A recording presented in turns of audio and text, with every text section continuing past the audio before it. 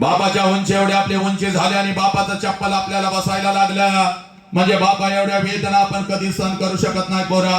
ज्याला बाप कळाला त्यानं मृत्यूच्या दारामध्ये शड्डू ठोकला. ही माती माझ्या संभाजीराजांची पोरानो, ही माती माझ्या संभाजीराजांची. वय वर्ष 32 आहे संभाजीराजांचं. संभाजीराजांना कैद झालेले आहे. 39 दिवस संभाजीराजांच्या शरीराचा हाल हाल हाल हाल केलेला आहे. मृत्यूच्या दारात माझा संभाजीराजा उभा आहे आणि औरंगजेब संभाजीराजांना म्हणतो, संभा हम तुम्हारी जान बख्श देंगे संभा, हमें चाहिए सिर्फ तेरे पिता का स्वराज्य व हमारे चरणों में राख, हम तुम्हारी जान बख्श देंगे. त्यावेळेला मृत्यूच्या दारात माझे संभाजीराजे औरंगजेबाच्या नजरेत नजर घालत औरंगजेबास उत्तर देतात, या शरीराचे तुकडे तुकडे केलेस तरी चालतील, हा शिवपुत्र तुझ्या समोर कदापि चुकणार नाही, कारण मला माझा बाप कळालेला आहे, मला माझं स्वराज्य कळालेलं आहे. हे पोरांनो, तुम्हाला तुमचा बाप कळाला का? विश्वरत्न डॉक्टर बाबासाहेब आंबेडकर म्हणतात, मी एवढ्या उच्च पदावरती आलो कारण जेव्हा जेव्हा मी पुस्तकाचं पान उघडत होतो त्या वेळेला पुस्तकाच्या पानावरची वाक्य मला नंतर दिसत होती.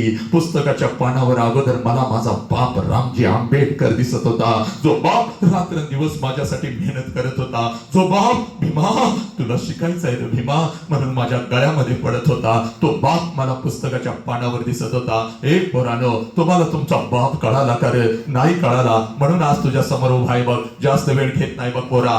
आईला पहिला प्रश्न विचारलास, आई तुला किती वेदना होतात ग? आता त्याच आईला आता दुसरा प्रश्न विचारायचा आहे बघ. त्याच आईला आता दुसरा प्रश्न विचारायचा आहे बघ. आणि त्या आईला दुसरा प्रश्न का विचारायचा आहे तुला सांगतो बघ पोरी. इकडे बघ, या प्रश्नाच्या तळाला लपलेला आहे तुझा बाप, या प्रश्नाच्या तळाला लपलेला आहे तुझा अध्यात्म, या प्रश्नाच्या तळाला लपलेला आहे तुझ्या आयुष्याचा संघर्ष पोरी. हा प्रश्न जर तुला कळाला आयुष्यामध्ये तुला काही कमी पडणार नाही बघ पोरा.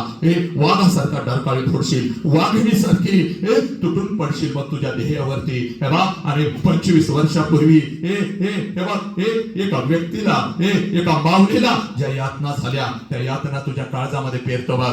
आता पळत पळत जायचं त्या आईला आता दुसरा प्रश्न विचारायचा, कारण 25 वर्षापूर्वी